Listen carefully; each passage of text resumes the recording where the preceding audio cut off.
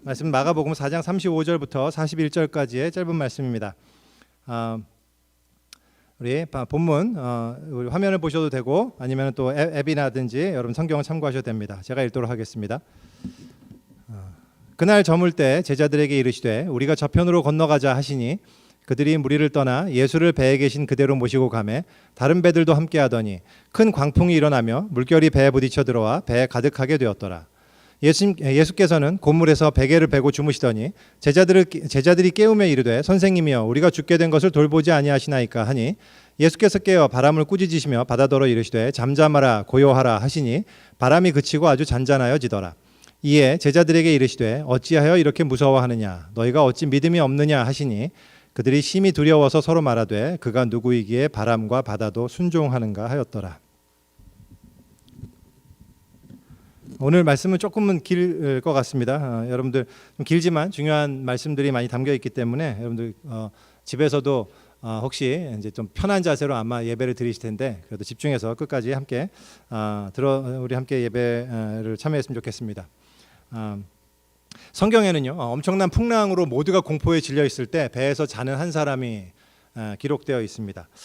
그 사람이 원래 이제 가려고 하던 원래 하나님이 그 사람에게 가라고 했던 지역이 있었습니다. 근데 그 지역과는 정반대로 가는 배를 탑니다.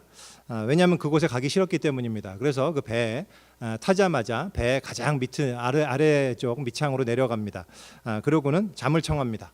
그래서 잠을 자기 시작합니다. 그렇게 잠을 잔 이유는 그렇게 하면 하나님으로부터 도망갈 수 있다고 생각했기 때문입니다.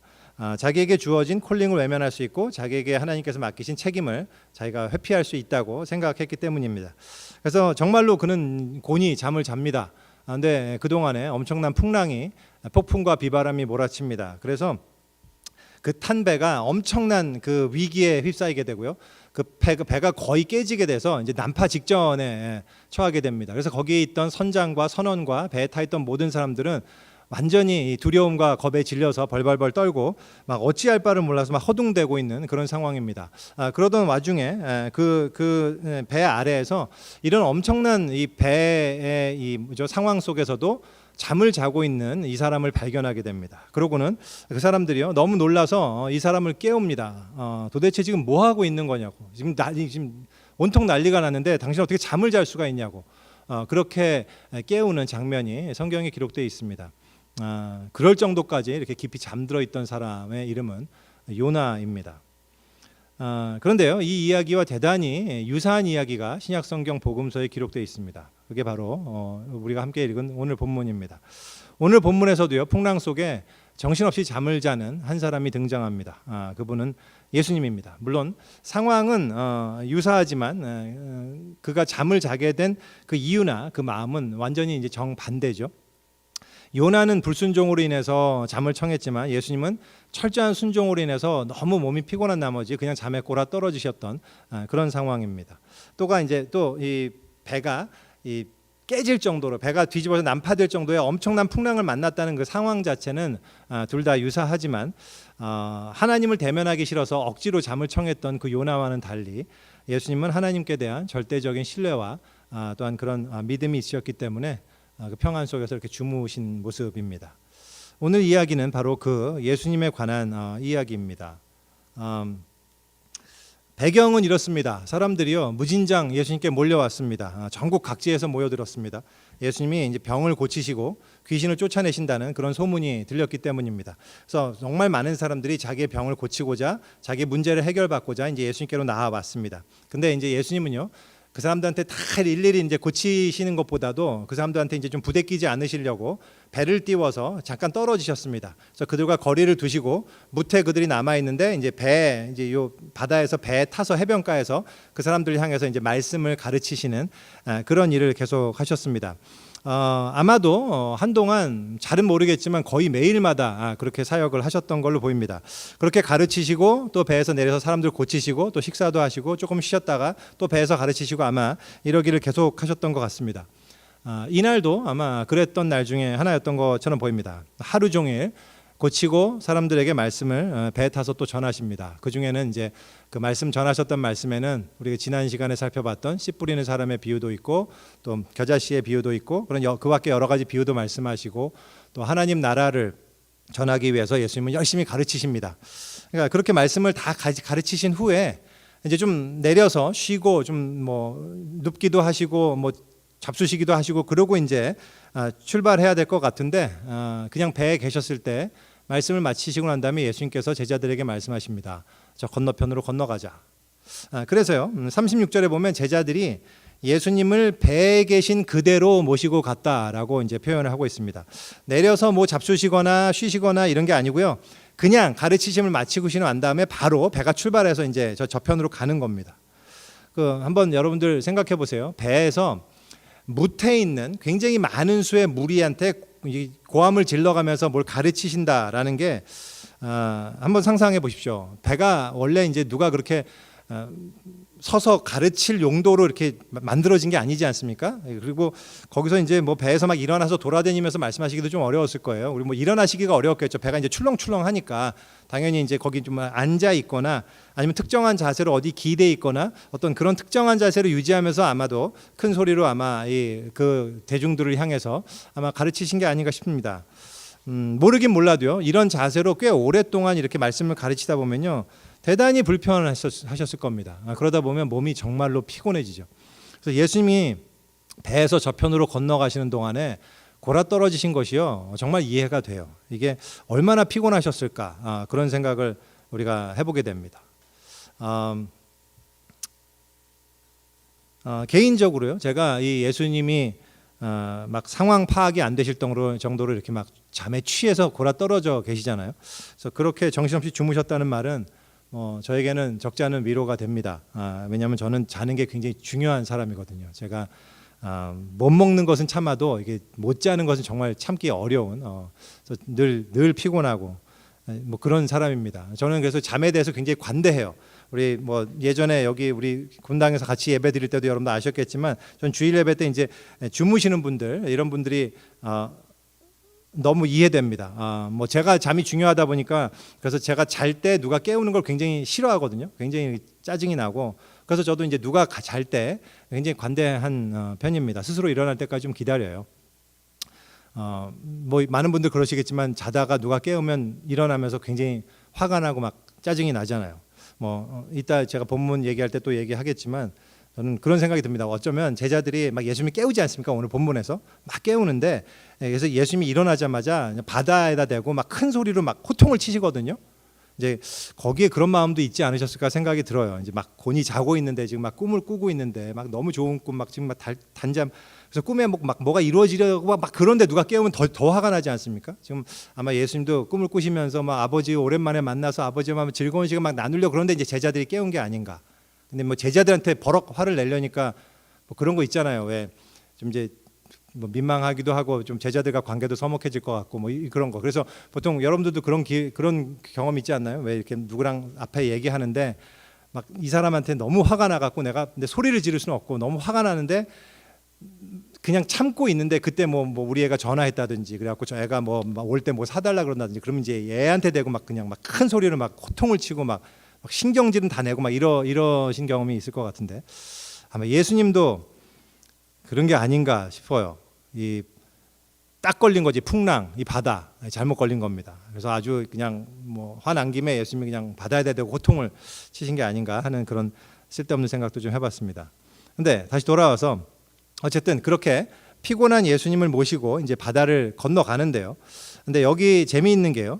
여기 36절에 보면 뒷부분에 다른 배들도 함께 하더니 이런 표현이 있습니다. 저는 이 본문을 읽을 때마다 굉장히 궁금해요. 이 배들은 풍랑 때 어떻게 됐을까? 그래서 이게 너무 궁금합니다. 이들은 돌아갔을까? 아니면은 풍랑 속에서 뒤집어진 배는 없을까? 뭐 하여튼 뭐 굉장히 궁금한데 마가는 이제 그걸 전혀 밝히고 있지 않습니다. 한마디로 이걸 마가가 왜 적었는지 전혀 모르겠어요. 정말 쓸데없는 진술인 거죠. 근데 이제 제가 지난번에도 한번 복음서 기록의 신뢰성을 얘기하면서 그런 말씀을 드린 적이 있는데 고대 문서를 연구하는 사본학에 있어서요. 그 고대 문서의 역사적 신뢰성을 판별하는 그 기준이 하나가 있습니다. 그 중에 이제 외적 기준이 있고 내적 기준이 있고 이런 기준들이 있는데 그 중에서 굉장히 중요한 내적 기준의 하나가 뭐냐면 불필요한 이야기가 담겨 있는가의 여부입니다. 왜냐하면 이제 현대 소설들은요, 우리가 보는 소설들 가운데는 이 실화처럼 보이려고 내용과 전혀 관계없는 디테일한 내용들을 막 기술해 놓고는 하죠. 근데 그러한 그 소설 기법은, 그런 장문 기법은 이 1800년대 이후에 나온 현대적인 소설 기법입니다. 사실 그 전에 글은요, 기본적으로 그런 내용이 거의 없었어요. 그러니까 특별히 역사를 기록한 내용 중에서 불필요한 내용이 담겨 있는 내용은 거의 전혀 없었다고 봐도 무방합니다. 그래서 항상 그 내용의 그 목적에 관련된 진술들만 기록이 돼 있단 말이죠. 그런데 거기서 만약에 간혹 전혀 관계없는 뜬금없는 어떤 진술이 등장한다. 그러면 그거는 기본적으로요, 진정한 회상의 증거로 봅니다. 그래서 이거는 그 내용과는 관계없이 실제로 그 사건을 목격한 목격자의 진술일 가능성이 대단히 높다는 그런 의미입니다. 그래서 여기서 지금 다른 배들도 함께했다. 이게 그런 역할이죠. 이 진술은요, 여기의 내용이나 이 이후의 내용이나 전혀 기여하는 바가 없어요. 그냥 그냥 사라집니다. 이 진술로. 그래서 이것은 틀림없이 이것을 경험한 누군가가 진술한 실제 사건이라는 그런 내용을 좀 드러내고 있습니다. 자, 이제 여러분들께 이 복음서의 역사적 신뢰성 차원에서 참고로 좀 말씀드리고 싶어서 말씀드렸어요. 근데요, 어쨌든 이렇게 출발했던 배가 한참 호수 중간을 지날 때였습니다. 예수님께서 고물에서 베개를 베고 주무시고 계신다는 그런 표현이 있습니다. 그래서 이게 고물은 뭐냐면 배 뒤편입니다. 배 선미라고도 하죠.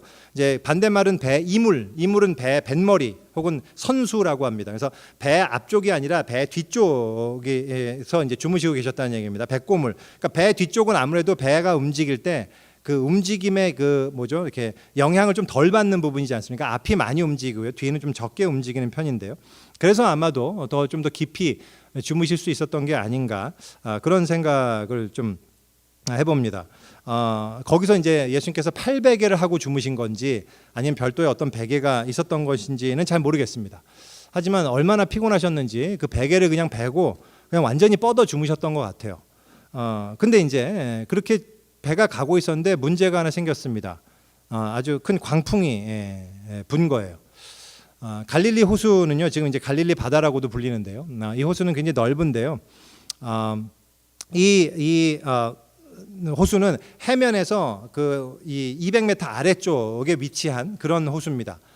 그리고 북쪽으로 25마일 정도 떨어진 곳에 이제 그 높이가 한 3km 정도 되는 높이의 그 헐몬산이 존재합니다. 그래서 헐몬산의 그 찬 기류가 이 내려와서 이 갈릴리 호수, 즉 갈릴리 바다의 이 따뜻한 기류를 만나게 되면 그걸로 인해서 급격한 기상 변화를 일으켜서 돌풍이라든지 아주 급한 바람들, 그런 회오리 바람들을 자주 만들어내곤 한다고 합니다. 그래서 이게요, 이 선박 기술이 굉장히 발달되어 있는 현대에도 여전히 이 갈릴리 호수의 이 돌풍은 꽤 위험하기 때문에 뱃사람들이 적잖이 두려워하는 그런 존재라고 지금도 여전히 그런 대상이라고 알려져 있습니다.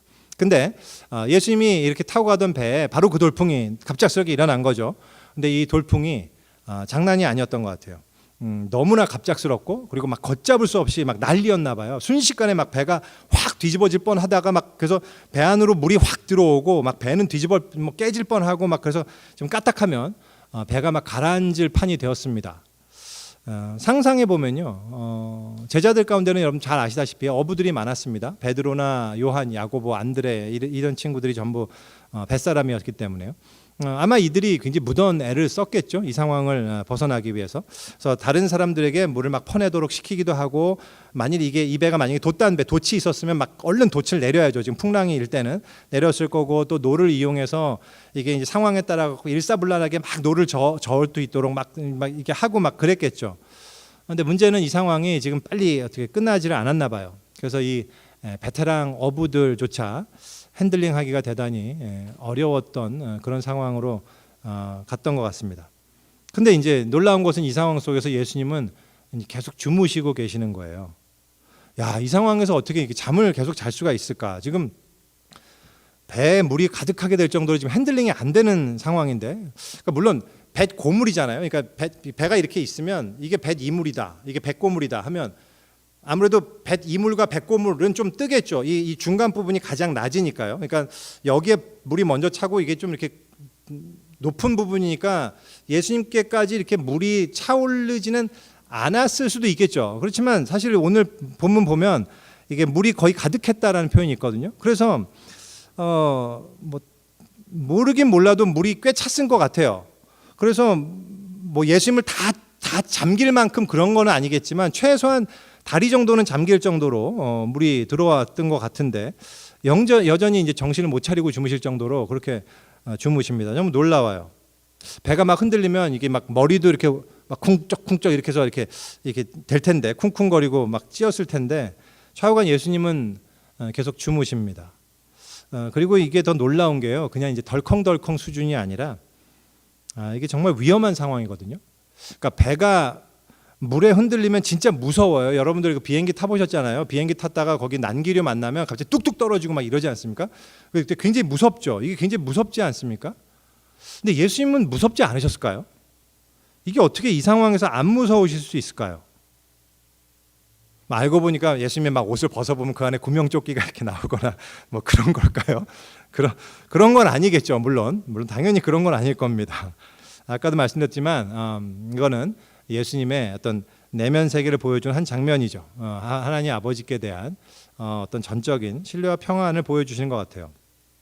제가 지금 상황을 좀 구체적으로 설명하다 보니까 이 내용이 좀 그러니까 뭐죠? 이 시간이 좀 길었을 것 같은데 그게 아니라 지금 실제로는 이 상황이 거의 순식간에 일어난 거예요. 그래서 막 너무 갑작스럽게 발생하니까 지금 이게 정말 이 제자들이 얼마나 패닉이 됐을지 상상이 되지 않습니까? 그래서 제자들이요 급히 예수님을 깨웁니다. 막 도저히 안 되겠나 봐요. 지금 막 배가 거의 뒤집어질 판이에요. 그래서 막 외쳐요. 뭐라고 외치냐? 선생님, 우리가 죽게 된 것을 돌보지 않으십니까? 라고 이렇게 외칩니다. 그러니까 이게 성경이니까 좀 고상하게 이렇게 표현을 한 거지 실제로는 그랬겠죠. 선생님, 우리 다 죽게 됐어요 지금. 이거 지금 상황 안 보이세요? 뭐 이런 거지 않겠습니까? 예수님한테. 그래서 이런 상황에서 어떻게 지금 잠이 오냐는 그런 어떤 원망이 섞인 그런 눈빛이었을 거라고 생각을 합니다. 근데 저는요 이 부분을 생각하면 할수록 너무 놀라워요. 왜냐하면 여러분 한번 생각해 보십시오.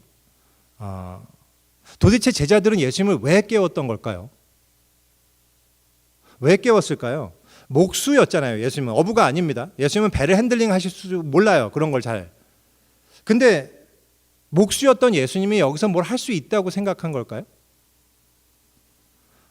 어차피 물에 있어서는 베테랑 제자들이 훨씬 전문가고요. 그들이 더 핸들링을 잘하잖아요. 그러니까 제가 만약에 베드로였다면 그랬을 것 같아요. 막 이거 하고 저거 하고 물 퍼 그러면서 막 이러다가 막 예수님 진짜 이 상황에 잠이 오시나? 놔둬. 별로 도움될 것도 같지 않고 그렇잖아요. 뭐 깨셔봐야 뭐 바켓으로 물 좀 푸세요. 뭐 이런 건가요? 그거 시키려고 예수님 깨운 게 아니지 않습니까? 그런 게 아니에요. 이 제자들은요 예수님을 깨웠습니다. 그리고는 뭐라고 얘기하냐면요, 우리를 왜 돌보지 않냐고 얘기해요. 뱃사람은 자기들인데. 다시 말해서 예수님께서 지금 이 상황에서 뭔가를 하실 수 있다라고 기대하는 말이란 말입니다. 그렇지 않나요? 예수님에 대한 믿음이 있었어요, 제자들은. 그렇죠? 이게 믿음이 있는 거잖아요, 지금. 예수님이 목수인데 아무것도 아닌데 지금 이 상황에서 예수님이 뭔가 조치를 취할 수 있다라고 믿었기 때문에 지금 깨우고 이런 말을 하는 거지 않습니까? 예수님이 이 상황을 해결할 수 있는 어떤 능력이 있다. 이런 생각이 있는 거죠. 저는 이게 정말 놀라운 믿음 같아 보이거든요. 정말 놀랍지 않나요? 그렇지 않나요? 근데 뒤에 보면요, 나중에 다시 얘기하겠지만 예수님이 뭐라고 책망하시냐 하면 아직도 믿음이 없느냐라고 이야기를 하십니다. 그러니까 이게 정말 이해하기 어려운 그런 거죠. 조금 이따가 다시 얘기하고요. 좌우간 그래서요 예수님이 깨십니다. 제자들이 하도 깨우니까 이런 식으로 깨셨는지 하여튼 좌우간 아까 말씀드렸던 것처럼 한참 잘 자고 있는데 깨워서 막 짜증이 나셨는지 그냥 바다한테 막 엄청 막 화를 내십니다. 잠잠해, 고요해. 저는 여기서 이제 이 소리도 내셨을 것 같아요. 이거, 응? 진짜 뭐 이런 거. 그래서 예수님이 아마 그렇게 하시니까요. 그렇게 그러시니까 정말로 거짓말같이 바람이 쫙 그치고 모든 게 잠잠해지는 거예요. 조금 전만 해도 막 배가 뒤집히고 막 깨질 것만큼 막 미치 날뛰던 이게 조용. 여러분들 제자들이요 이걸 보고 그 심정이 어땠을 것 같으세요? 이게 상상이 되시나요? 여러분이 만약에 이 제자 중에 한 명이었다고 생각해 보세요. 그러면 여러분들은 마음이 어땠을 것 같으세요? 이것도 조금 이따가 다시 얘기하죠. 근데 어쨌든 예수님께서요 그렇게 해서 잠잠시킨 다음에 갑자기 제자들을 바라보세요. 촥. 제자들 마음이 얼마나 쫄렸을까요? 막 다들 지금 막 입 벌리고 경악하는 표정으로 지금 예수님을 바라보고 있는데 예수님이 쫙 째려보시더니 말씀하시는 거예요. 뭐라고 말씀하시냐? 도대체 왜 이렇게 무서워하냐? 그리고 한마디 덧붙이십니다. 아직도 믿음이 없느냐? 이제 오늘 여기 본문에는 어찌 믿음이 없냐 이렇게 나와 있는데 이게 실제 지금 뭐 표준 세번역이라든지 영어를 보면 다 still have no faith 이렇게 물으시는 거예요. 아직도 믿음이 없냐? 이렇게 물으시는 거예요. 저는 이 예수님의 말씀이요 정말로 놀랍습니다. 정말 힘들어요. 이 말씀은 우리가 정말 진지하게 생각해 봐야 되는 말씀입니다. 왜 무서워하냐고 그러십니다. 그리고 왜 아직도 믿음이 없냐고 그러세요. 물론 이제 이 두 질문은 알고 보면 같은 질문이죠. 왜냐하면 믿음이 있다면 무서워하지 않을 거다 어떤 이런 얘기를 전제하고 계시는 말씀이니까. 하지만 저는 이 질문을 일단 나누어서 생각해 본다 해도요. 그 두 질문 저에게는 너무나 놀랍고 받아들이기가 쉽지 않은 예수님의 도전입니다. 왜 무서워하냐? 아니 왜 무서워하냐뇨. 지금 난파 직전의 상황이잖아요. 빠지면 다 죽는 겁니다. 어떤 믿음을 가지고 있는 사람이 이 상황에서 안 무서울 수 있겠냐고요. 지금 당장 눈앞에 죽음이 닥쳐왔는데 거기서 두려워하지 않을 사람이 있겠냐 말입니다. 이건 자연스러운 겁니다. 이건 아무리 믿음이 좋아도 이런 상황에서는 무서운 게 당연하단 말이죠. 죽음 앞에서 공포감을 느끼는 것은 그냥 인간의 본능이에요. 육체를 가진 인간의 본능이란 말이죠. 만약에 그런 상황 속에서 정말로 무섭지 않은 사람이 있다면 그 사람은 어떤 기본적인 감각 기능이 마비된 사람입니다. 정상이 아닌 거죠. 사람이라면 아까 제가 비행기 난기로 얘기했지만 갑자기 한 20cm만 떨어져도요 내 심장도 20cm 떨어지는 그런 걸 느낍니다. 우리가 막 심장이 벌렁벌렁하고 막 아드레날린이 막 펌프가 쭉쭉 나오는 거 막 느끼잖아요. 그렇지 않습니까? 그게 당연한데요. 예수님은 도대체 왜 이런 말씀하신 걸까? 왜 무서워하냐? 예수님은 우리가 알기로는 완전한 인간이시기 때문에 모든 걸 다 아시고 우리의 약함도 다 아시는 분인데 히브리서에 제가 참고본문 안 실었지만 유명한 말씀이 있잖아요. 히브리서 4장에 우리에게 있는 대제사장은 우리의 연약함을 동정하지 못하시는 자가 아니다. 우리의 연약함을 체휼하지 않으신 분이 아니다. 우리와 똑같이 시험을 받으신 자로 내 죄는 없다. 이런 말씀이 있거든요. 그러니까 우리의 모든 연약함을 다 아세요. 그래서 다 동정하신단 말이죠. sympathy. 예수님이 그런 분인데 지극히 정상적이고 자연스러운 제자들의 반응을 보고 예수님은 질책하시는 거예요. 왜 무서워하냐? 이 말씀을 어떻게 이해해야 될까요? 예수님이 하신 이 말씀의 의미가 뭘까요? 두 번째 말씀도 그거예요. 아직 믿음이 없느냐? 아직도 믿음이 없느냐? 제가 아까 전에 말씀드린 것처럼 제자들이 믿음이 없었나요? 믿음이 있었어요. 믿음이 만약에 없었다면 예수님이 안 깨웠을 겁니다. 예수님께 대한 믿음이 있었기 때문에 지금 예수님께 뭔가를 바라면서 깨운 게 아니겠습니까? 그럼에도 불구하고 예수님은 그렇게 말씀하시는 거예요. 왜 아직도 믿음이 없냐? 와, 참 이 말씀 역시 정말 이해하기가 어렵죠. 도대체 예수님께서 말씀하시는 믿음이 뭘까요? 예수님께서 이렇게 말씀하신 이유는 도대체 뭔 걸까요? 오늘 이 주제 믿음이 과연 무엇이냐라는 이것이요 오늘 본문에 있어서는 가장 핵심적인 주제입니다. 그래서 이 질문에 대해서 우리가 함께 다뤄야 되는데요. 그 질문에 답하기 전에 오늘 본문을 통해서 우리에게 적용할 수 있는 한 가지 레슨 먼저 생각해보고 그 다음에 그 핵심적인 질문을 좀 다뤄보려고 합니다. 그 핵심적인 레슨 하나 우리가 여기서 꼭 기억해야 되는 건 이겁니다.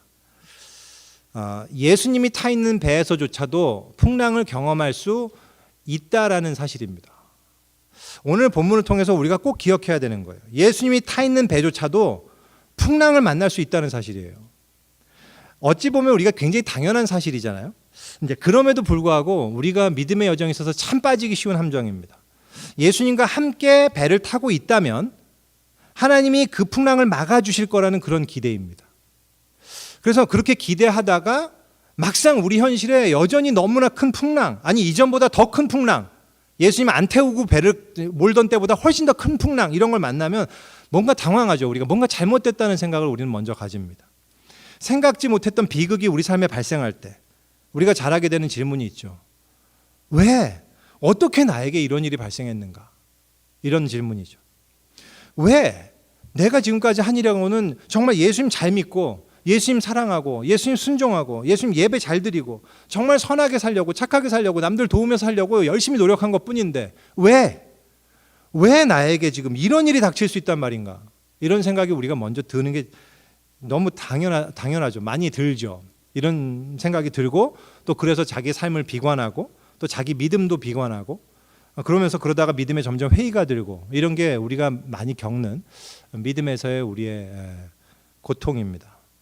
이런 광풍은요, 제가 지금 얘기하는 광풍은 단지 어떤 외적으로 우리에게 발생되는 어떤 사건, 그런 환경, 이것만 얘기하는 건 아닙니다. 우리 내면에서 발생되는, 우리 내면에 불어닥치는 광풍에 있어서도 마찬가지예요. 우리가 말씀을 통해서, 기도를 통해서, 찬양을 통해서 큰 은혜를 받을 때가 있습니다. 뭐 수양회에서 아니면 주일 예배에서 아니면 뭐 선교지를 갔다 왔다. 그럴 때 막 너무 은혜를 받죠. 그러면 웁니다. 막 울고 결단도 하고 헌신도 하고 막 우리가 그러잖아요. 근데 막상 현실로 돌아와서요, 어떤 문제가 딱 닥치는 순간 그렇게 확실하던 나의 안에 있던 믿음, 이 믿음이 전혀 위력을 발휘하지 못하는 것을 우리가 왕왕 발견하고는 합니다. 그럴 때마다 우리가 굉장히 좌절하고 낙심이 되죠. 주님께 제 인생 바칩니다. 제 인생은 주님 것입니다. 이렇게 고백을 하고도요, 막상 어떤 우리가 막 강도를 만나거나 아니면 교통사고를 당해갖고 반신불수가 되거나 혹은 뭐 말기 암이 발견되거나 이러면요, 우리가 즉각 그래요. 도대체 내 인생은 무슨 의미가 있는 것인가? 그러면서 주님께 원망이 되고 좌절하고 낙심하고 이러죠. 주님의 그 한량없는 은혜를 받았기 때문에 나도 저에게 붙여주신 사람들을 사랑하겠습니다. 이렇게 고백을 하지만 막상 누가 뭐 나보다 잘 되는 거 보면 즉각 우리 안에서는 시기와 질투가 확 올라와요. 저는 주님 한 분만으로 만족합니다. 오직 주님만으로 만족합니다. 막 이렇게 찬양하고 그렇게 고백하고 그러는데요, 막상 현실에 살아갈 때는요, 내가 주님 말고도 원하는 게 너무 많아요. 그리고 그게 잘 안 되면, 내가 원하는 게 들어지지 않으면, 내 뜻대로 되지 않으면 굉장히 속상해지고 막 그럽니다. 주님으로 인해서 나의 죄가 모두 용서받았다는 이 놀라운 사실 앞에 감격하고, 나도 주님께 이런 죄인이 용서받았으니 나에게 죄진 자들을 용서하겠습니다, 그렇게 다짐하지만 막상 현실로 들어오는 순간 내 자존심이 상하거나 나에게 모멸감을 느끼는 어떤 상황이 딱 발생되면요, 그러면 즉각 나에게 그 모멸감을 안겨줬던 그 상대방을 죽이는 상상부터 먼저 하게 되는 게 우리란 말이죠. 그럴 때 우리는 대단히 당황합니다. 나는 예수 믿고 구원 받았다는데, 성령이 임했다는데 도대체 나는 왜 여전히 변한 게 없는 걸까? 이런 생각으로 우리가 참 좌절하죠. 그런데 더 문제는 그런 상황 속에서 우리가 주님의 도우심을 경험하지 못한다는 거예요. 우리가 이런 걸 놓고 막 부르짖고 막 그래도요, 혼자서 애만 태우죠. 그래서요, 정말 자기 혼자 있는 것 같은 느낌, 하나님은 안 들으시는 것 같은 느낌, 이런 것들을 우리가 경험하게 돼요. 그래서 제자들이 이 광풍 속에서 했던 그 절규, 선생님, 우리가 죽게 된 걸 지금 돌보지 않으십니까? 라는 이 원망조의 외침이요, 사실은 참으로 우리가 경험하는 영적 현실을 그대로 표현해 주는 말이에요. 우리가 얼마나 이런 말 많이 해요. 하나님 도대체 지금 뭐 하시는 겁니까? 내가 지금 죽게 됐는데, 이런 거잖아요. 우리가 믿음 생활에서 참 많은 정말 죽을 것 같은 상황, 앞이 안 보이는 깜깜한 상황, 이런 상황이 생기는데 거기에 그런 상황 속에서 하나님은 안 계시죠. 그냥 침묵하신단 말이죠. 하나님은 도대체 그러니까 전혀 나한테 무관심한 것 같은 그런 느낌, 정말 나를 돌보시지 않는 것 같은 느낌. 내가 지금 이 지경이 돼 있는데 왜 모르시는 건가? 과연 주님은 내 삶에 관심이 있으신 건가? 이런 질문을 우리가 끊임없이 던지게 되는 게요, 우리의 영적인 실존이에요. 주석가들에 따르면요, 마가가 이 풍랑 이야기를 이 복음서에 기록한 목적이요, 이 사건이 당시에 마가 공동체에게 그 초대교회 공동체가 처해 있던 상황 속에서 우리가 바라봐야 하는 것이 무엇인지, 우리가 가져야 하는 믿음이 무엇인지를 얘기함으로써 성도들에게 격려하고 용기를 북돋기 위해서 기록한 것으로 보인다라고 그렇게 주석가들은 이야기하고 있습니다. 참 저는 굉장히 맞다고 생각이 돼요. 그 시기가요, 기독교가 이제 로마 제국 치하에서 많은 박해와 압제와 그리고 핍박을 받던 그런 시기였습니다. 그 세상은요, 정말로 교회에게 있어서는 광풍이 몰아치던 그런 상황과 비슷했어요. 갈릴리 바다 같은 상황이고, 교회는 거기서 금방 언제 뒤집힐지 모르는 그런 정말 연약하고 나약한 그냥 배 같은, 아주 작아 아무 의미 없는 그런 배 같은 그런 존재였단 말입니다. 언제 파도가 와서 삼킬지 모르는 그런 연약한 배였던 시기였어요. 그리고 그 두려움과 공포 그 가운데서 많은 성도들이요, 하나님이 여전히 자기들을 돌보시지 않는 것 같은 그런 느낌, 그런 필링을 느끼고 있었던, 하나님의 침묵, 예수님이 자신들에게 아무 관심이 없는 것 같이 그렇게 느꼈던 상황이었단 말입니다. 그렇게 낙심할 만한 상황이었던 거죠. 그래서요, 이 복음서를 통해서, 이 이야기를 통해서 제자들이 겪었던 이야기를 해주면서 참된 믿음이 무엇인가 이렇게 격려하려고 했다라는 겁니다. 지금 우리도 마찬가지예요. 사실 우리가요, 믿음의 경주를 막 시작했다가도요, 조금 가다가 쉽게 포기하고 떠나버리게 되는 이유가 참 이겁니다. 우리에게 부딪힌 상황 속에서 우리가 하나님의 침묵을 경험하기 때문에 그렇습니다. 그래서 믿음이 다 허구라고 느껴지는 때가 많거든요. 하지만 그렇게 느끼는 이유는요, 처음부터 믿음의 그 의미와 과정을 그리고 그 픽처를 오해하고 있었기 때문입니다. 예수님이 함께 하시면 광풍이 없을 거라는 믿음, 아니면 있더라도 하나님께서 금방 막아주실 거라고 우리는 믿어요. 그래서 그런 문제에서 우리가 해방될 거라고 믿습니다. 외부적으로는 나를 슬프게 하는 일들이 발생하지 않을 것이라 기대하고, 내면적으로는 나를 괴롭게 하는 나의 죄들로부터 내가 해방되었을 것이라고 기대합니다. 하지만 그게 오해란 말이죠. 예수를 잘 믿고 예수님과 동행하는 사람일지라도, 아니 어떤 면에서는 예수님과 동행할지라도가 아니라 예수님을 믿는 사람이기 때문에 더더욱, 그렇기 때문에 예수님과 동행하기 때문에 더욱더 우리는 질병과 고통, 슬픔과 눈물, 상실과 이별, 고민과 좌절, 상처와 낙심, 이런 일들을 우리가 끊임없이 이런 상황을 겪게 되는 겁니다. 그걸 피할 수 없습니다. 오히려 내 배에 타 계신 예수님 때문에 더 큰 광풍을 만난다는 얘기입니다. 왜냐하면 그래야만 예수님만이 하시는 일을 우리가 경험할 수 있기 때문입니다. 그래야만 예수님이 말씀하시는 참된 믿음을 우리가 가질 수 있기 때문입니다. 그러면요, 핵심 주제로 돌아와서 참된 믿음이 무엇인가? 예수님께서 우리에게 기대하는 참된 믿음은 그럼 도대체 뭔가? 이것이 우리에게 중요한 주제입니다. 오늘 본문을 통해서요, 참된 믿음이 무엇인지를 생각할 때 우리가 먼저 오해하지 않아야 되는 것 하나를 먼저 얘기하고 싶어요. 예수님이 지금 왜 무서워하냐, 아직도 믿음이 없냐라고 이렇게 말씀하신 거를요, 이 말씀을 무서워하는 감정이 느껴지지 않을 정도로 그 확신의 경지에 올라가도록 네 믿음을 단련시켜라 라는 그 말씀으로 오해하는 것입니다. 믿음에 대해서요, 특별히 미국이라든지 그 미국의 기독교의 근본주의 기독교 영향을 많이 받은 우리나라에서 전통적으로 믿음에 대해서 오해되어 왔던 것 중에 하나가 바로 그거예요. 할 수 있거든이 무슨 말이냐, 믿는 자에게는 능치 못하심이 없느니라, 내 믿은 대로 될지어다, 믿음으로 구하고 조금도 의심하지 말라. 그래서 기도가 이루어지지 않는 이유는 네가 기도가 온전히 믿지 않았기 때문이다. 확신하면서 기도하지 않았기 때문이다. 더 믿어라. 믿음의 확신을 막 강조하죠. 정말로 마음으로 확실하게 믿고 그것이 이미 이루어졌다고 그렇게 확신해라. 그러면 이루어질 것이다. 그런 생각입니다. 그래서 그 믿음을 더 강하게 하려고 우리가 막 기도원에도 가고, 그래서 기도도 더 세게 하고 찬양도 더 막 열심히 부르고, 그래서 감동을 더 느낌으로써 나의 확신을 그런 더 강하게 만들려고 우리가 노력하기도 합니다. 그래서 예전에요, 그런 일이 있었어요.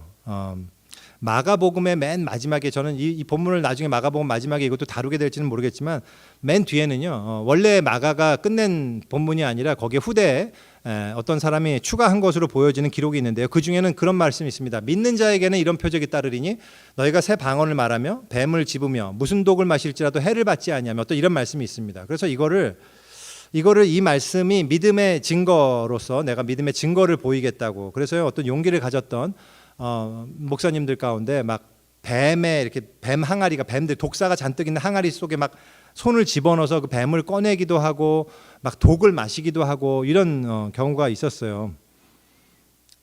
그래서 정말 많은 그렇게 하셨던 목사님들이 돌아가셨단 말이죠. 이게 실화예요. 장난이 아니고 정말 웃픈 이야기죠. 정말 웃픈 이야기입니다. 저는 지금 이야기를 드리는 이유가 그분들을 조롱하려고 하는 얘기가 아닙니다. 그 목사님들이 어쩌면 저보다 예수님을 훨씬 더 사랑하는 분이었을 거라고 저는 그렇게 믿어요. 다만 그것이 믿음이라는 생각은 큰 오해라는 말씀을 드리려고 제가 일부러 그 말씀을 드린 겁니다. 기독교에서 말하는 믿음은요, 내가 무언가를 얼마나 강하게 확신하는가에 있는 것이 아닙니다. 물론 실제 믿음이 깊어지면요, 정말로 참된 믿음이 깊어지면 어떤 확신의 경지에 도달하게 되는 것만큼은 분명해 보입니다. 사도 바울도 그런 확신이 있었고 사도 요한도 그런 확신이 있었습니다. 우리의 믿음의 선배들이 있었어요, 그런 확신이. 하지만 여기서 말하는 확신은 제가 조금 전에 언급했던 그러한 이 잘못된 오해된 믿음으로서의 확신과는 전혀 다른 거란 말이죠. 기독교의 믿음은요, 그런 확신이 아닙니다. 그거는 심리적 자기 강화일 뿐이에요. 그것은 이 시대의 수많은 자기 개발서가 조장하고 있는 자기 암시와 전혀 다르지 않은 거란 말이죠. 그 믿음은 그냥 심리 현상 중에 하나일 뿐이에요. 그리고 조금 더 제가 과격한 표현을 쓴다면 그건 일종의 속임수입니다. 그런 류의 믿음은요, 주로 사이비나 이단들에게서 두드러지게 나타나는 특성이죠. 그것은 성경이 말하는 믿음이 아닙니다. 그렇다면 성경이 말하는 믿음, 기독교에서 말하는 믿음은 뭘까? 오늘 본문에요, 예수님이 제자들에게 원하시는 믿음이 무엇인지가 아주 잘 드러나 있습니다. 그 핵심적으로 드러내는 바로 한 절이 있어요. 그 한 절이 마지막 41절입니다. 제가 다시 한번 읽겠습니다. 그들이 심히 두려워하여 서로 말하되 그가 누구이기에 바람과 바다도 순종하는가 하였더라. 예수님께서 왜 무서워하느냐, 왜 믿음이 없냐라고 하시는 그 책망의 의미는 왜 아무리 광풍이 불어도 너희가 결코 죽지 않을 것이라는 그 확신이 왜 없느냐라는 그런 질문이 아니란 말입니다. 예수님이 책망하신 것은 그들이 죽음의 공포 앞에서 두려워했다는 사실이 아니라 그들이 여전히 예수가 누군지 몰랐다는 데 있는 거예요. 그게 바로 예수님이 책망하신 근본적인 이유입니다. 기독교에서 믿음이라고 부르는 그 핵심이 여기에 있는 거예요. 그가 누구이기에. 기독교에서의 믿음은요, 예수님을 아는 겁니다. 그게 믿음이에요. 예수님의 누구냐에 대한 바른 인식, 그거를 기독교에서는 믿음이라고 이야기합니다. 이게 제가 이제 콜스 101 때 혹은 기타 여러 말씀을 통해서 자주 표현했던 그 표현으로 말씀드리면, 기독교의 믿음에 있어서 핵심은 믿음의 강도가 아니라 믿음의 대상이라는 말입니다. 그런 말로 표현할 수도 있을 거예요. 아까 제가 얘기했던 심리적 자기 강화로서의 그런 믿음은요, 예수님이 누구신지에 대한 인식이나 이해가 없어도요, 얼마든지 가능한, 얼마든지 자기 불에도 들어갈 수 있을 정도의 믿음을 가질 수 있어요. 확신할 수 있다고요. 하지만 기독교 신앙은 그런 게 아니에요. 예수는 누군가라는 이 질문에 대한 답으로부터 시작하는 겁니다. 예수가 누군지에 대한 정확하고 바른 인식이 없이 기독교가 말하는 믿음이란 것은 불가능합니다. 기독교의 모든 것, 우리에게 주어진 이 믿음이란 것의 실체, 그 모든 것은요, 딱 이 한 가지 사실에 달려 있어요. 도대체 예수는 누구냐? 이겁니다. 근데 우리의 문제가 뭐냐면요, 이 예수에 대해서 별로 관심이 없다는 게 우리의 문제입니다. 우리는 나의 믿음에 대해서 지극히 관심을 가져요. 나의 믿음이 어떤가에 대해서 굉장히 관심을 갖고 항상 생각하고 고민하고 합니다. 근데 정작 예수님에 대해서는 우리가 별로 관심이 없어요. 우리가 우리의 구원에 대해서는 정말 관심이 많습니다. 우리의 구원에 대해서 관심도 많고, 그래서 구원을 간증하기도 하고 여러 사람들하고 얘기하기도 그래요. 하지만 이 구원을 나에게 주신 그 주님, 나를 구원하신 그 주님에 대해서는요, 별로 이야기하지를 않아요. 우리가 교회의 사역에 대해서는 굉장히 많은 이야기를 하는데요, 그리스도의 인격에 대해서는 우리가 별로 관심이 없습니다. 이 예수가 누군가, 거기에 대해서 우리가 그렇게 많이 집중하지 않는다는 말입니다. 제가 오래전에 한번 소개한 적이 있었던 것 같아요. 근데 한 번 더 제가 소개하고 싶어서 말씀을 드리려고 합니다. 2013년에 세상을 떠나신 목사님이 한 분 계세요. 남가주와 이제 한국에서 서머나 교회라는 그런 교회를 담임하셨던 김성수 목사님이란 분입니다. 이분에 대해서는 평가가 많이 엇갈립니다. 왜냐하면 대단히 칭송하는 분도 있고 또 한편으로는 대단히 비판하시는 분들도 계세요. 물론 누구나 강점과 약점이 있을 겁니다. 거기에 대해서 저는 말씀드리려고 하는 건 아니고요. 뭐 이분이 부족한 부분이 물론 있었죠. 그리고 좀 너무 기성교회에 대해서 배타적으로 좀 하신 부분이 없지는 않습니다. 하지만 부족한 부분이 있었지만 한 가지만큼은 제가 굉장히 이분한테 도전을 받고 배우고 존경하게 된 그 파트가 있습니다. 그게 뭐냐 하면요, 이 목사님이 하신 간증 때문이에요. 이분이요, 이제 노래를 굉장히 잘하시는 분이었습니다. 1988년에 대학가요 축제에서 대상을 받았던 분이에요. 그래서 이분이 굉장히 노래를 잘하시고, 그래서 목회하기 전에는요, 신학교에 가기 전에는 찬양 사역자셨습니다. 그래서 이제 10수년간 찬양 사역을 하시면서 여러 교회에서 찬양 집회를 인도하셨다고 해요. 그래서 뭐 미국에서도요, 100군데가 넘는 교회에서 찬양 집회를 인도하시곤 했다고 합니다. 그래서 이제 찬양을 집회를 인도하면요, 찬양 인도자가 찬양 집회도 하면서 나중에 이제 말씀도 전하지 않습니까? 근데 보통 이제 그때 말씀을 전할 때 이제 자기가 이제 설교를 하는 거죠. 근데 설교가 주로 간증이 반 이상이었대요. 뭐 찬양 사역자가 뭐 당연히 간증이 반 이상이지 않겠습니까? 찬양 사역자가 갑자기 뭐 찬양 집회 중에서 설교를 하면서 막 성경 강해하거나 뭐 이러지는 않잖아요, 보통. 그러니까 주로 이제 간증을 중심으로 말씀을 전하죠. 이분도 그랬답니다. 말씀보다는 이제 주로 자기 이야기가 더 많았죠. 자기가 미국에 와서 고생한 이야기, 고생하는 가운데 정말 믿은 이야기, 또 그 믿음 가운데 참 어려운 가운데 기도했는데 하나님께서 그렇게 기도에 응답하신 이야기, 이런 것들을 이제 그런 얘기들 쭉 하다 보면 앞에 계신 분들, 특별히 이제 앞에 계신 아줌마 분들은 거의 다 울고 계셨다고 그래요. 그 정도로 이제 감동이 되는 얘기를 많이 하셨겠죠. 근데 그러던 중 한 번은요, 이분이 뉴욕의 한 작은 교회에서 초대를 받아서 이제 찬양 집회를 인도하러 가십니다. 아주 작은 개척교회였다고 그래요. 근데 그 교회가요, 강단에 서면 이제 마주 보이는 뭐 저 벽이었겠죠. 마주 보이는 그 맞은편 벽에 아주 커다랗고 선명하게 한 이렇게 플래카드가 이렇게 적혀 있는 거예요. 거기에 말씀이 하나 적혀 있는 겁니다. 크게. 그 말씀의 내용은 이거였습니다. 요한복음 12장 21절의 말씀. 선생이여 우리가 예수를 배웠고자 하나이다. 이거였습니다. 선생이여 우리가 예수를 배웠고자 하나이다. 요한복음 1대1 하신 분들은 다 아시겠지만 이 포인트가 굉장히 요한복음에서 중요한 부분인 걸 다 아실 거예요. 아주 상징적인 부분이에요. 왜냐하면 바로 이 말씀을 예수님이 전에 들으시고 예수님께서 하신 유명한 말씀이 있거든요. 밀알 하나가 땅에 떨어져서 죽지 않으면 하늘 그대로 있고 죽으면 많은 열매를 맺느니라. 이 말씀을 마치시고 바로 그 순간부터 십자가로 걸어가기 시작하셨거든요. 그 기점이 되는 아주 중요한 포인트란 말이죠.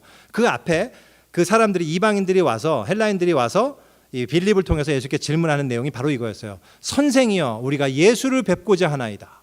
그게 이제 적혀 있던 겁니다. 그래서 이 목사님이요, 이 김성수 목사님, 당시에는 목사가 아니었겠죠. 근데 이분이 그걸 딱 앞에 서서 찬양 집회를 인도하려고 그 앞에 딱 보는데 그게 쫙 보이지 않습니까? 근데 그 말씀이 마치 여기에 수없이 앉아 있는 이 많은 성도들이 이 집회 인도자 겸 설교자인 자기를 향해서 요청하는 그 부탁의 말씀으로 들리더라는 거예요. 그리고는 자기가 찬양 집회를 인도하고 설교를 하는 내내 눈앞에 보이는 그 말씀이 계속해서 자기 가슴을 찌르는 거예요. 선생이여 예수를 뵙고자 하나이다. 그 말씀이 이분의 인생의 전환점이 됩니다. 그때 생각을 한 거예요. 난 지금 이토록 저 사람들이 뵙고 싶어하는 그 예수를 전하고 있느냐, 아니면 내 이야기를, 내 자랑을, 내 무용담을 겸손이라는 치장으로 잘 발라서 이들에게 전하고 있는 거냐. 이게 이분이 하신 고민이자 번민이었습니다. 그래서 이분이요, 집회가 끝난 후에요, 극심한 자괴감에 시달렸다고 합니다. 하루 밤 내내 잠을 못 주무셨대요. 그리고는요, 밤을 새고 그분이 한 가지 하나님 앞에 다짐을 합니다. 그게 뭐냐면, 다시는 내가 내 이야기, 세상 이야기, 세상의 지혜와 윤리와 인생 철학에 관한 이야기 절대 하지 않겠습니다. 그게 이분의 다짐이었어요. 그리고 한 가지, 오직 예수님만을 전하리라. 오직 예수만 전하리라. 이거였어요. 그 후부터 이분이요, 이제 신학교 가시고 목회를 하셨죠. 그래서 설교를 하시기 위해서 어느 곳에 어느 강단에 딱 서더라도 항상 그 벽에 걸린 말씀을 생각한대요. 선생이여 예수를 뵙고자 하나이다. 그리고 앉아있는 회중들에게 마음으로 그렇게 대답하고 올라가셨다고 합니다. 예, 오늘도 저는 여러분이 뵙고자 하는 그 예수만을 전하겠습니다. 내 이야기 하지 않겠습니다. 노자의 도덕경만 읽어도 알 수 있는 이야기, TV 교양 프로에서도 들을 수 있는 그런 세상 이야기 하지 않겠습니다. 오직 예수만을 전하겠습니다. 그리고는 이렇게 기도하고 올라갔대요. 하나님, 오늘도 예수만을 전하게 해주십시오. 지루하다고 해도 할 수 없고 따분해서 졸려워도 상관없습니다. 저는 예수에 관한 이야기만 전하게 하시고 그 예수만 전해지게 해주십시오 라고 이분이 기도하고 올라가셨다는 겁니다. 그래서요, 이분 설교를 들어보신 분들은 아시겠지만 요새도 이제 굉장히 팬맨십의 이분의 설교를 굉장히 좋아하시는 분들이 많아요. 그래서 이분의 설교를 들어보면요, 이분의 설교는요 정말 모든 설교가 예수 그리스도로 끝이 납니다. 결론이 그렇게 돼요. 물론 이제 이게 너무 심해서 문제긴 좀 합니다. 이분이 너무 심해요. 뭐냐면 전혀 관계없는 본문도 결국은 어떻게든 예수로 연결시켜서 그렇게 끝내니까요. 그래서 뭐 너무 이제 성경의 자의적 해석 이런 부분에 대해서 좀 이제 비판을 많이 받으셨긴 했습니다. 하지만 그렇다 하더라도요, 바로 이 예수는 누구신가? 우리가 오직 집중해야 하는 것은 예수님 이 한 분밖에 없다라는 그 점에 있어서는요, 저는 이 목사님으로부터 참 귀한 걸 배웠어요. 이 목사님의 간증이 저에게 아주 깊은 도전과 울림을 저에게 주었습니다. 그래서 저 역시 설교할 때마다, 성경을 공부하고 묵상할 때마다요, 내가 전할 것은 예수밖에 없구나, 그런 생각을 거듭 확인하게 돼요. 여러분들, 우리가요, 이 예배에 우리가 왜 참석해 있습니까? 우리가 왜 예배를 드리고 있죠? 우리가 여기서 도대체 뭘 바라고 있는 거죠? 바로 여러분들은 예수를 만나기 위해서 이 예배를 드리고 있는 겁니다. 비록 이 자리에 피지컬리 나와 있지는 않더라도요, 지금 이 화면을 보시고 여러분들 집에서 예배를 드리는 모든 한 명 한 명의 모든 영혼은 왜 지금 그 행위를 하고 있냐면 예수를 뵙고자 하기 위해서 그 자리에 계신 거예요. 예수를 만나지 않는다면 이 예배는 아무 의미가 없습니다. 예수님을 아는 것, 예수님을 보는 것, 예수님을 인식하는 것, 도대체 예수는 누구냐에 대한 답을 찾는 것, 그게 우리의 예배의 의미입니다. 그래서요, 예수는 누군가, 이것이 가장 중요하고 근본되는 질문인데요, 다시 오늘 본문으로 돌아와서 여기서 제자들의 문제는 그들이 이 예수님의 정체를 여전히 인식하지 못했다는 사실입니다. 그들은 그동안 예수님과 한동안 그렇게 오랫동안 지냈으면서도 예수님이 하신 일을 보고도, 예수님이 병자를 고치고 귀신을 쫓아내며 예수님이 가르치신 그 수많은 가르치심을 듣고도 여전히 예수님이 누군지 몰랐다는 사실입니다. 바로 그게요, 제자들이 예수님께, 예수님으로부터 책망을 받았던 근본적인 이유란 말입니다. 그래서요, 기독교에서 말하는 믿음이란 것은요, 반드시 이루어질 것이라고 믿는 강한 확신도 아니고요, 아무리 무서운 상황에서라도 무서움을 전혀 느끼지 못할 정도로 단련된 신념도 아니고요, 단지 이겁니다. 아무리 무섭고 두려워도, 무섭고 두려운 건 상관없습니다. 무섭고 두려워도 나와 함께 계신 예수님이 누군지 알기 때문에 그분을 신뢰하는 것, 그것이 바로 믿음입니다. 존 번연이라는 분이 있습니다. 이 존 번연이라는 분이 영국 청교도 설교자이기도 한데요, 이분이 1678년에 지은 소설, 아마 대부분 잘 아는 소설일 거예요. 철로 역정이라는 소설이 있습니다. 영어로는 The Pilgrim's Progress라는 그런 소설인데요, 그래서 크리스찬이라는 사람이 나와요. 크리스찬이라는 이름의 어떤 순례자가 등장합니다. 근데 이 순례자가 멸망의 도시를 떠나서 이제 시온성, 그 천국이죠, 거기에 이르는 이제 순례, 그 여정을 이제 그린 그런 소설입니다. 근데 그 내용 중에 그런 내용이 있어요. 힘들게 막 가고 있었는데 낮잠을 잠깐 잡니다. 그래서 낮잠을 자는 바람에 그 해가 저물고 깜깜한 이 산길을 가야 되는 이런 처지가 돼버렸어요. 그래서 막 힘든 상황이 됩니다. 너무 무섭고 불안해해요. 어둠 속에서 막 짐승들 소리를 들어가면서 계속 이 산길을 가야 되니까 너무 무서워요. 그러다 저 앞에 보니까 어떤 궁전이 하나 보이는 겁니다. 가보니까 그 궁전의 이름은 아름다움이라는 그런 궁전이었어요. 그래서 이 궁전에서 하루 묵어갈 수 있지 않을까 하고 이제 궁전에 들어가는 길을 이렇게 찾다 보니까요, 이렇게 돌아보니까 저쪽에 이 궁전을 지키는 문지기가 살고 있는 집이 보이는 거예요. 그래서 됐다. 저 문지기 찾아가서 하루만 내가 요청해서 도움을 요청해야겠다. 하고 난 다음에 그 문지기가 있는 이 그 길로 가려고 하다 보니까 길이 좁은 길인데 가려고 하다가 멈칫합니다. 왜냐? 사자 2마리가 있었던 거예요. 사자. 당시에 지금도 우리는 사자를 볼 기회가 별로 없어서 사자가 얼마나 무서운지 잘 모르는데요. 사자는 정말 무서운 존재예요. 여러분도 한 번쯤은 꼭 사자가 직접 보실 기회가 있으면 좋겠는데 가까이서. 사자는 정말로 무섭습니다. 사자는 그냥 만나면 죽는 거예요. 그냥 우리는 그냥 죽는 겁니다. 근데 이 사자가 2마리가 있단 말이죠. 그 좁은 골목길에. 그래갖고 이 사람이 가다가 들어갈 수 있었을까요? 못 들어갔을까요? 그 길을 못 들어가요. 너무 무서워갖고 그래서 슬그머니 돌아서 다시 나오려고 합니다. 막 나오려고 그러는데요. 그 맞은편에서 문지기가 이 사람 크리스천을 본 거예요. 그리고는 소리 지릅니다. 아이 가지 마시라고. 용기 있는 자면 돌아가지 마시라고 막 이러면서요. 얘기를 하는 거예요. 사자들 지금 묶여 있어요. 사자들 묶여 있으니까 염려하지 말고 그 길 한가운데로만 이렇게 조심히 걸어오면 됩니다. 걱정하지 마세요. 사자는 다 묶여 있습니다. 이렇게 얘기를 하는 거예요. 자세히 보니까 사자가 사슬에 묶여 있네요. 그래서 사자가 자기를 물 수 없구나 이거를 알았어요. 그래서 이제 그 앞을 지나가려고 합니다. 그러면 지나갈 수 있었을까요? 없었을까요? 못 지나가요. 묶여 있다는 그 현실을 알면서도요. 막상 지나가려다 보면 사자가 오더니 이러는 겁니다. 그러면 너무 무서워. 막 소스라치게 막 이게 자기가 지나가다가 그냥 그 쇠사슬이 끊어져 갖고 자기가 언제 그냥 먹이가 될 것 같다는 이런 생각 때문에요. 완전 프라이튼 돼 갖고 가지를 못하는 거예요. 그래서 거기서 계속 주춤주춤합니다. 근데요. 그 문지기가요. 계속 건너편에서 용기를 불어넣어요. 두려워하지 말라고. 사자는 묶여 있다고. 걱정하지 말고 중간으로 오라고.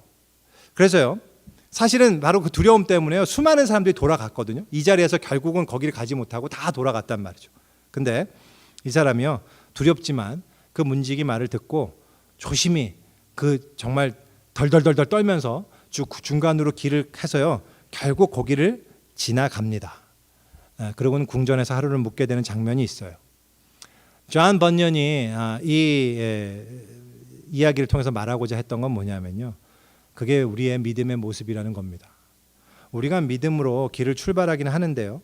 용기를 내서 갑니다. 근데 막상 삶의 현장에 가보면요.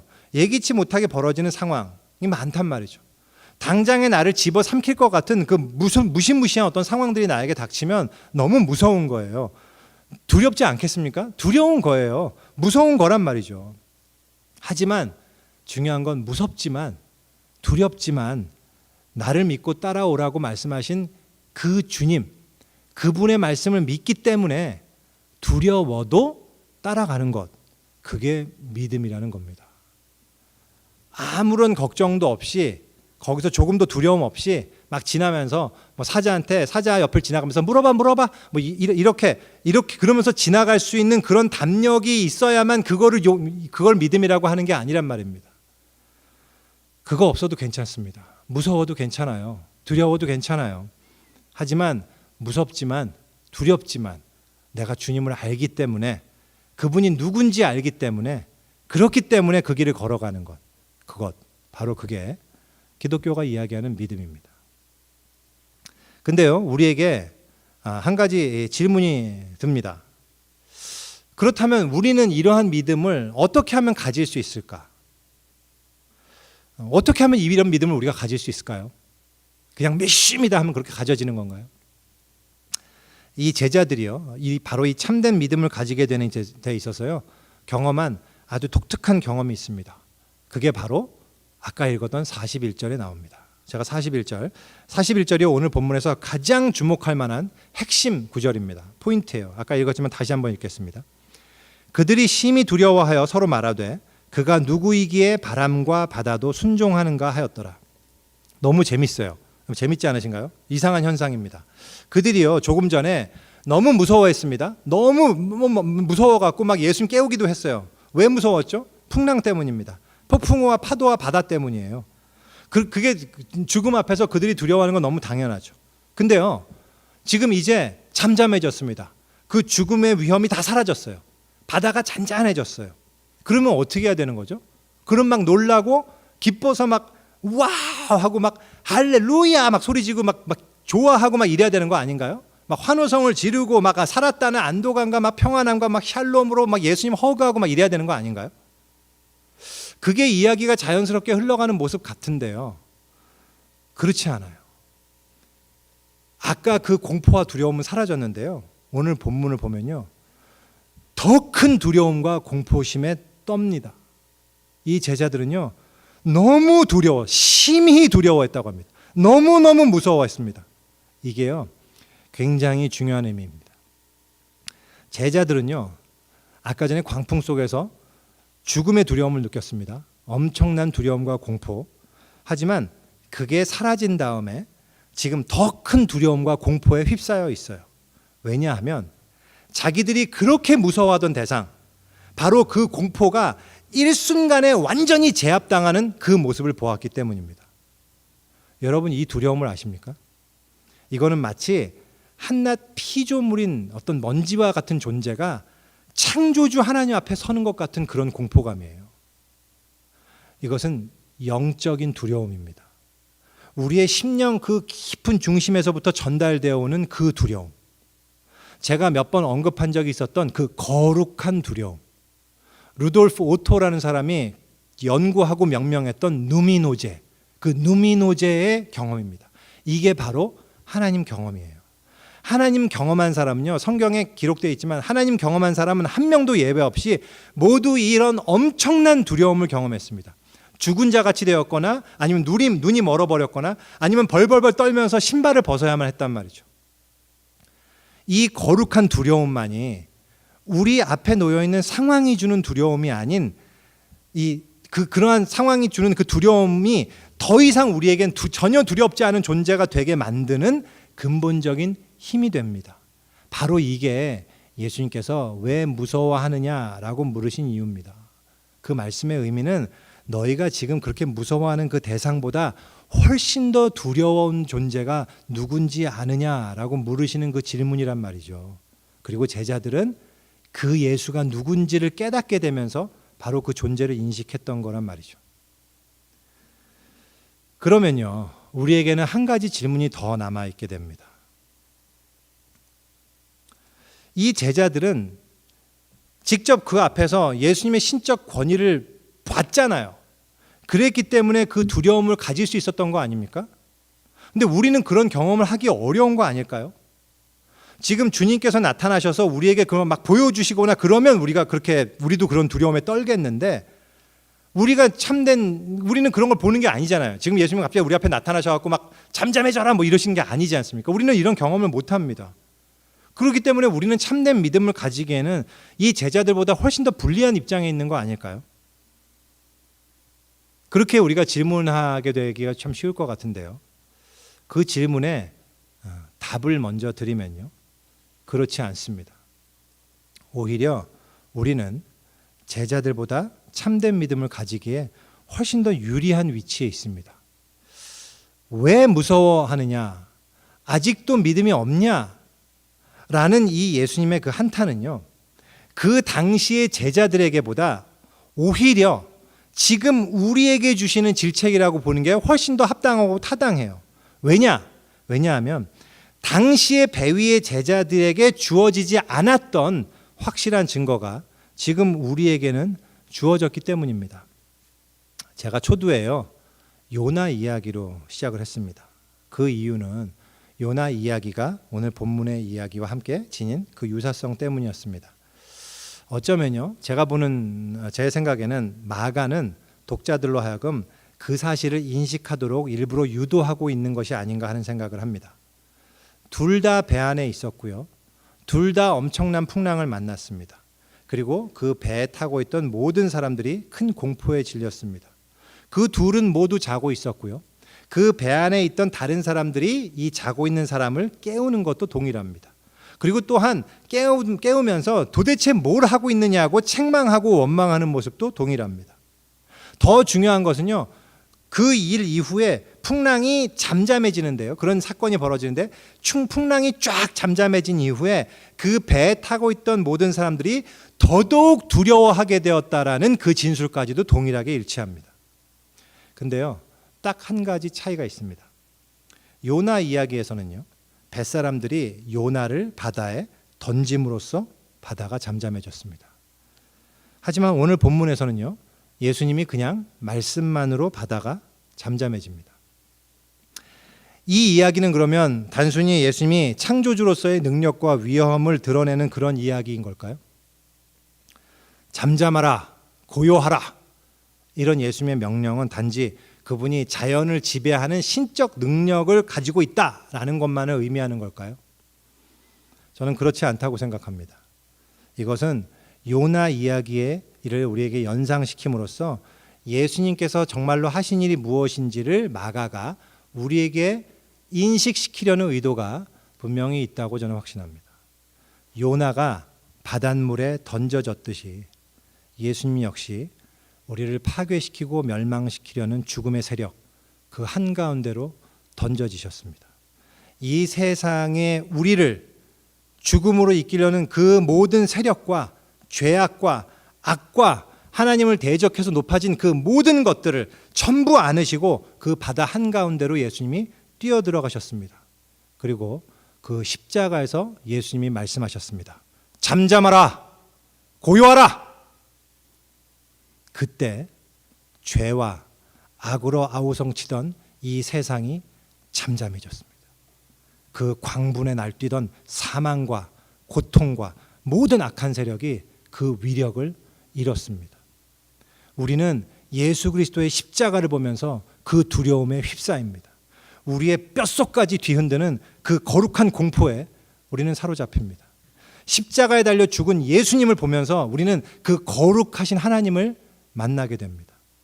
하나님의 우리에 대한 그 감당할 수 없는 사랑의 공포, 모든 것을 잠잠케 하시는 하나님의 죽음, 우리는 그것을 보게 됩니다.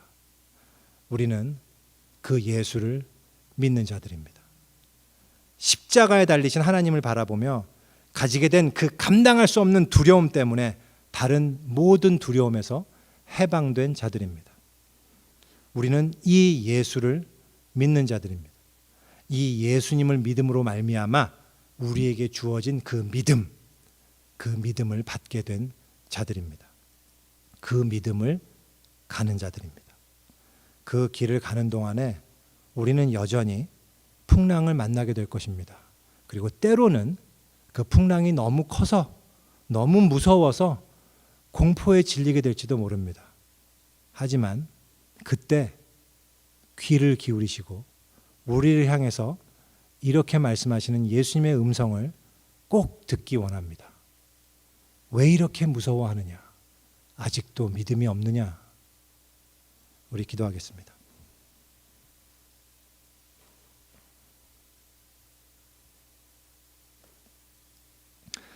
오늘 우리 하나님의 말씀은 풍랑을 잠잠케 하신 예수님에 관한 이야기입니다. 오늘 말씀 속에서 제자들은 큰 풍랑을 만나서 너무나 큰 두려움에 휩싸입니다.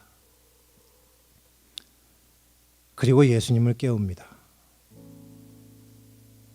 그때 예수님은 말씀하십니다.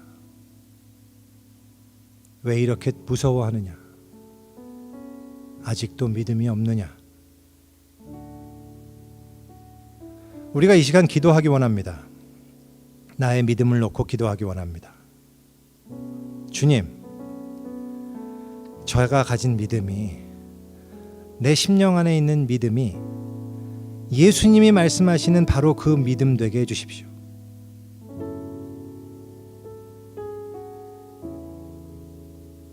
이 제자들이 믿음이라고 생각했던 그 믿음 말고 예수님이 우리에게 바라시는 그 믿음, 참된 믿음, 그 믿음 가지기 원합니다. 우리 그렇게 기도하기 원합니다. 혹시 지금 우리 함께 예배드리는 예배자 가운데 현실의 풍랑 속에서 괴로워하고 하나님을 원망하는 영혼이 있다면 이 시간 기도하기 원합니다. 주님, 제가 주님을 믿으면 이러한 고통을 안 당할 줄 알았습니다. 이런 풍랑 만나지 않을 줄 알았습니다. 만나도 주님께서 금방 보호하실 줄 알았습니다. 하지만 그렇지 않다 하더라도 주님, 이 시간에 너무 무섭고 떨리지만 내 인생이 앞으로 어떻게 갈지 모르지만 그럼에도 불구하고 내가 예수님을 알기 때문에, 예수님이 누군지 알기 때문에, 그 예수님을 믿고 신뢰하기 때문에 그 믿음의 길을 걸어갈 수 있게 인도하여 주시옵소서. 우리 기도하기 원합니다. 또한 예수 그리스도의 십자가를 바라보며 그 거룩한 두려움에 휩싸이게 해주십시오. 제가 그 거룩한 공포를 잊지 않게 해주십시오. 하나님 앞에 신발을 벗고 주님 앞에 엎드려지며 그 거룩한 공포 때문에 나를 두렵게 하는 그 어떠한 현실에 그 어떠한 두려움조차도 다 잊어버리게 되는 그런 믿음의 소유자가 되도록, 그런 믿음의 예배자가 되도록 주님, 이 시간 저의 믿음을 붙들어 주시옵소서. 우리 그렇게 기도하기 원합니다. 우리 함께 기도하겠습니다.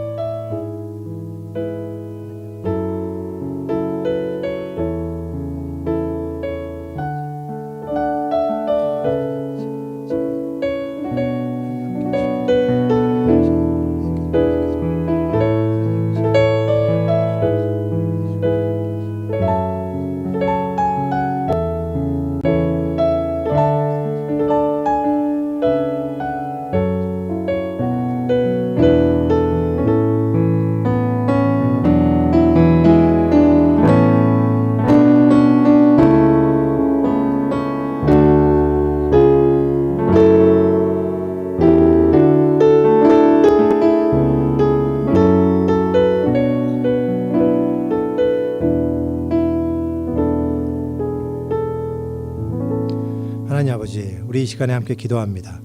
지금 함께 예배드리고 있는 모든 심령이 주님 앞에 엎드려 경배하며 주님께 간구드립니다.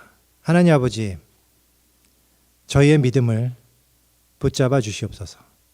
저희가 참된 믿음으로 주님 앞에 나아갈 수 있도록 주님, 저희의 믿음을 인도하여 주시옵소서. 주님이 누구신지 알기에, 주님이 어떤 분이신지 우리가 인식하기에 그 거룩한 두려움으로 주님이 우리의 참된 주님 되신다는 것을 알고 그 주님을 신뢰함으로 우리가 어떤 상황 속에서도 흔들리지 않는 그 믿음을 가질 수 있도록 인도하여 주시옵소서. 하나님 아버지, 저희는 연약합니다. 나약합니다. 늘 두려움과 공포에 휩싸입니다. 너무 무섭습니다.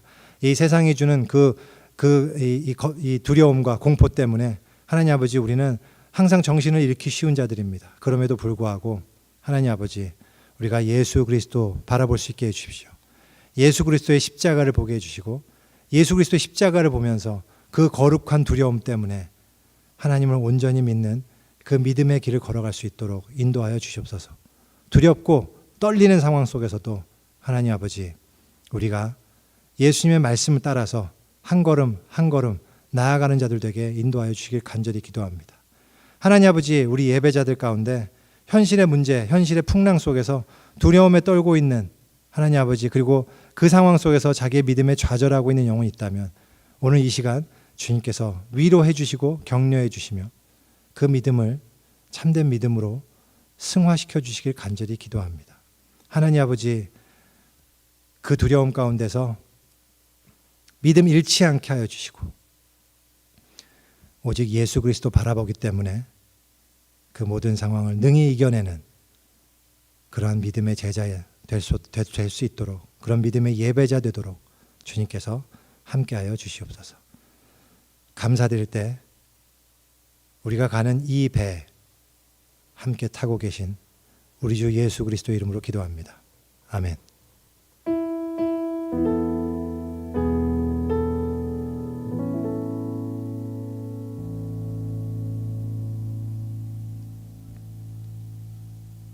감사합니다. 우리 예배 마쳤습니다.